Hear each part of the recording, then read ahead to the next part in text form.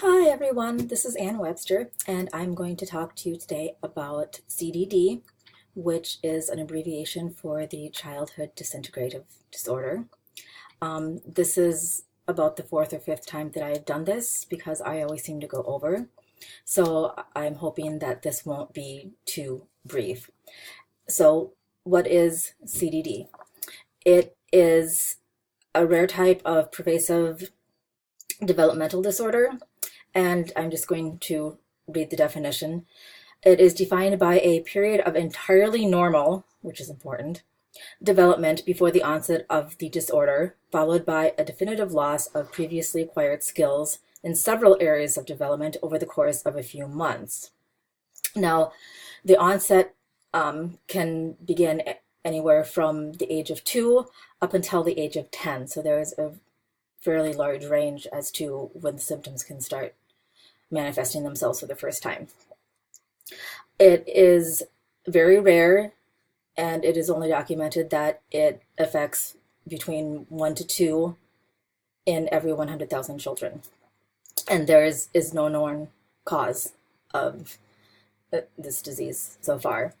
Some of the major characteristics are a loss of play, or sorry, loss of interest in play.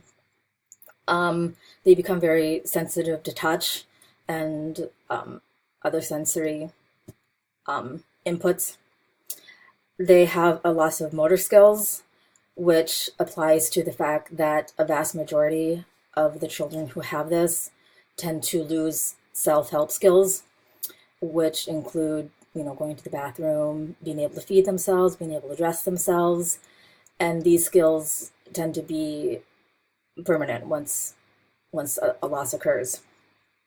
They have a marked lack in social skills. They tend to withdraw into themselves and not have any interest in the outside environment or seeking out or even maintaining relationships with peers and or family.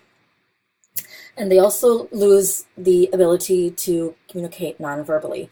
They won't smile or laugh or nod their head in agreement, anything like that, which can be difficult.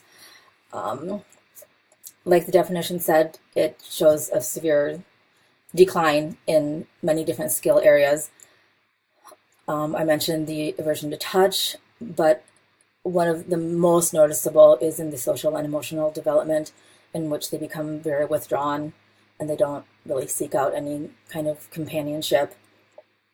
And their physical development there's no direct correlation as far as physical development, as far as, determining how tall you're going to be. It doesn't, stunt your growth or anything like that. But because of the loss of motor skills, and because without use, your muscles can atrophy, and over time, because, like I said, of the motor skills and losing the ability to balance well and things like that, they may eventually lose the ability to walk. Cognitive development, it varies.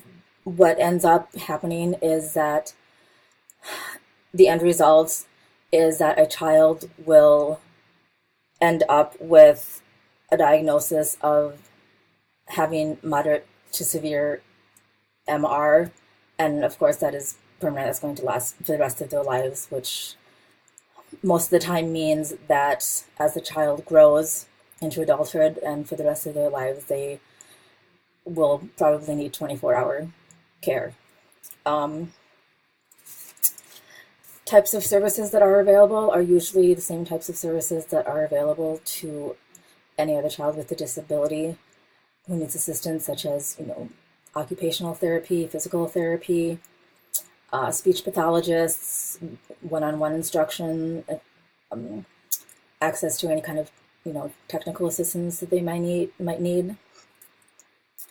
There are no medications at this time that are used specifically to target the disease itself, but what they do sometimes recommend are things like anticonvulsants to help with seizures, because a lot of times the children who have this are very prone to seizures, and medications that can help with any anxiety the child might be experiencing, and sometimes the children tend to be aggressive, and sometimes they have meds like the SSRIs that will help with the symptoms, but not the core of the disease itself.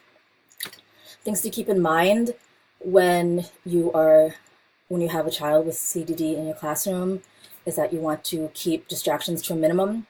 You want to have lessons plans that are highly scheduled and predictable, not in the sense that boring predictable, but in the sense that many of these children get used to routines, and anything out of their routines can be startling or upsetting to them, and so you want to keep it something that they're familiar with. As always, provide a safe environment, and the big key in teaching children who have CDD is to really, really encourage the social and emotional development. You want to give them as many opportunities as they can to interact with their peers. And I think that's all there is. Like I said, I hope this wasn't too short, but hopefully I gave you a brief overview of CDD and what the major characteristics of it are. And thank you for watching.